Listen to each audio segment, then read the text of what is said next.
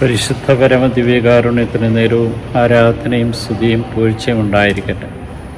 അനന്തകാരുണ്യത്തിന് ഉറവിടമായ കർത്താവെ, ഞങ്ങളങ്ങേ സ്തുതിച്ച് ആരാധിച്ച് മഹത്വപ്പെടുത്തി അങ്ങേക്ക് നന്ദി പറയും.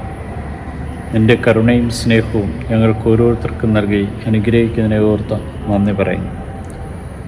പ്രിയമുള്ളവരെ, സാമൂലിൻ്റെ പുസ്തകത്തിൽ നമ്മെ ഓർമ്മിപ്പിക്കുന്നത് ദാവീദിൻ്റെ വലിയൊരാഗ്രഹമാണ്, ദൈവത്തിനൊരാലയം പണിയുക എന്നുള്ളത്. എന്നാൽ കർത്താവ് പറയുന്നുണ്ട്, നീയല്ല എനിക്ക് വേണ്ടി ആലയം പണിയുന്നത്, നിൻ്റെ മകനായിരിക്കും. നീ പോയിടത്തെല്ലാം എപ്പോഴും നിന്നോട് കൂടെ ഉണ്ടായിരുന്നു. നിൻ്റെ മുമ്പിൽ നിൻ്റെ ശത്രുക്കളെ ഞാൻ നശിപ്പിച്ചിട്ടുണ്ട്.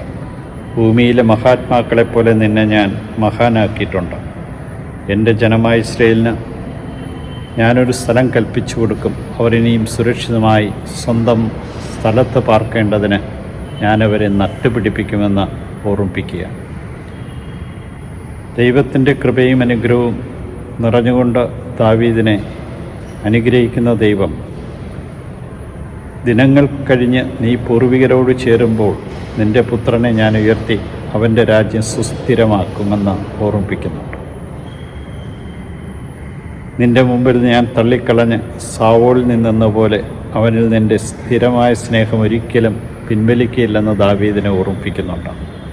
നിൻ്റെ കുടുംബവും രാജ്യത്വവും എൻ്റെ മുമ്പിൽ എന്നും സ്ഥിരമായിരിക്കുമെന്ന് ഓർമ്മിപ്പിക്കുന്നുണ്ട്. ദൈവത്തിൻ്റെ കൃപയും അനുഗ്രഹവും എപ്പോഴും ലഭിക്കുവാൻ തക്കവിധം ദൈവത്തിൻ്റെ കരുണ ലഭിച്ച ഒരു മനുഷ്യനായിരുന്നു ദാവീദ്. എൻ്റെ ഹൃദയത്തിനിണങ്ങിയ മനുഷ്യനെന്നാണ് ദാവീദിനെക്കുറിച്ച് ദൈവം പറയുക. നമ്മളും അവിടുത്തെ ഹൃദയത്തിന് ഇണങ്ങിയ മനുഷ്യരായി തീരുവാൻ നമുക്ക് കഴിയണം. അവൻ്റെ കരുണ എപ്പോഴും നമ്മുടെ ജീവിതത്തിലുണ്ടാകണം. അതുകൊണ്ടാണ് സുവിശേഷത്തിൽ പറയുക, വിതക്കാരൻ്റെ ഉപമയിലൂടെ 30, 60, 100 മേനി ഫലം പുറപ്പെടുവിക്കുവാൻ തക്കവിധം നമ്മൾ ഓരോരുത്തരും വചനം സ്വീകരിക്കുകയും വിതയ്ക്കപ്പെട്ട വചനം ഫലം പുറപ്പെടുവിക്കുകയും ചെയ്യുന്നവരായി മാറണമെന്ന്. വഴിയരികിൽ വീണ വിത്തുകളെപ്പോലെയോ മുൾച്ചെടികൾക്കിടയിൽ വീണ പോലെയോ പാറപ്പുറത്ത് വീണ പോലെയോ നശിച്ചു പോകാനല്ല നിൻ്റെ ഉള്ളിലേക്ക് വചനം നൽകുന്നത്. ആ വചനം ഫലമണിയുവാൻ തക്കവിധം നീ നിൻ്റെ ജീവിതത്തെ ക്രമപ്പെടുത്തണമെന്ന് നമ്മെ ഓർമ്മിപ്പിക്കും. നല്ല ഈശോയെ, അങ്ങ് തന്ന എല്ലാ കൃപകൾക്കും നന്ദി പറഞ്ഞുകൊണ്ട് അങ്ങേ മഹത്വപ്പെടുത്തുവാൻ, അങ്ങയുടെ കൃപകളാൽ നിറഞ്ഞ് ഞങ്ങളുടെ ജീവിതത്തെ മുന്നോട്ട് കൊണ്ടുപോകാൻ ഇന്നേ ദിനം ആവശ്യമായ എല്ലാ കൃപകളും നൽകണം.